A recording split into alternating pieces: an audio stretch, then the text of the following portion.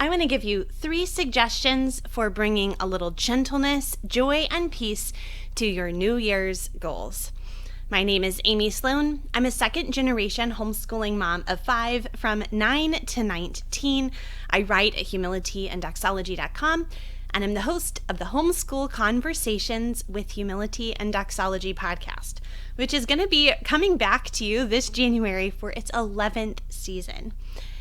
And over the past many years of parenting and homeschooling, I've realized that a lot of times we come into a new year with what Kendra Adachi from The Lazy Genius calls big black trash bag energy.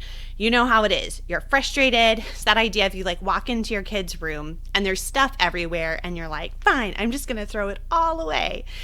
And sometimes we come into the new year with the same just angst and frustration. What we've tried before hasn't been working. So we think, all right, we're going to throw it all away. It's a new year. We're going to write out 3 pages worth of to-do lists and set huge, big goals for ourselves. Work harder this year, not let ourselves down. It's going to be great, right?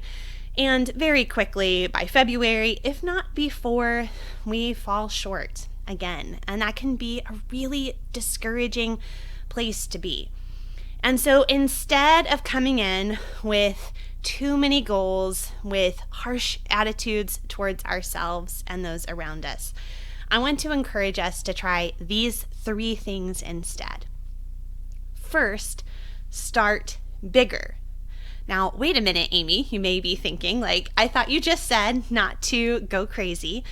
And what I mean by bigger is big ideas. What kind of person do you want to be this year?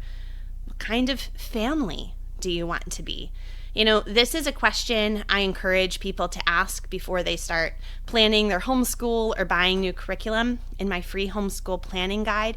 But I think it's really good for any time of year and for any individual. Instead of coming up with a list of things you want to do, why don't you come up with some ideas about who you want to be? Some things I'm thinking about this year are hospitable. My youngest son was diagnosed with leukemia in the fall of 2023. And so for a year, we really weren't able to be hospitable in the same way that we had been in the past. And so hospitality is an idea that's important to our family and something we want to characterize us again this year. Another thing that kind of fell by the wayside during the course of helping my son through his cancer treatment was caring for my own physical health. And so I want to be a healthy, strong mom, a healthy, strong wife and woman.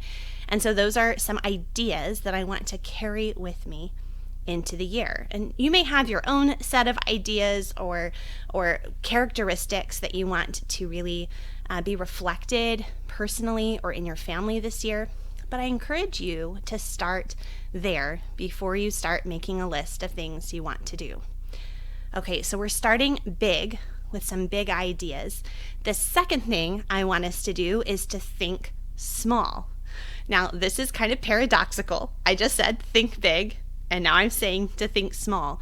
But remember, we started with these big ideas like hospitality, healthy and strong.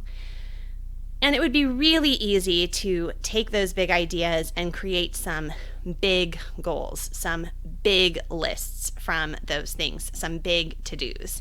And instead, I want us to think about small steps that we can actually accomplish, that we can feel successful with, that are measurable, that are things actually in our control.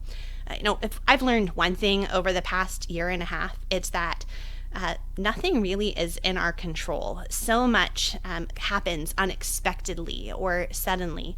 And so being able to pivot in that and not feel like a failure or you've let down, you haven't achieved your goals in the midst of those changes is so important. And one way we can do that is by setting small, achievable, measurable goals. So I'm not going to come into the new year with my idea about health and strength and give myself a certain weight to lose or size to be, or even, barbell weight to be able to do a certain number of reps. Instead, I'm going to set a certain intention for moving my body regularly each day. And then say, okay, we're going to do that for the first quarter, and then I'll reevaluate and kind of stack a new habit on to that at the end of that quarter. A goal that we have begun to implement in our family is to include a cruciferous vegetable in our meal plan every day. And this is something that I can actually do. Like, I can make that as part of my grocery list and plan. It's something simple, small, that actually is in my control, whereas sometimes, the pant size is not so much. For hospitality, we've made the plan to have folks over one time a month, and I decided to cook the exact same thing every time.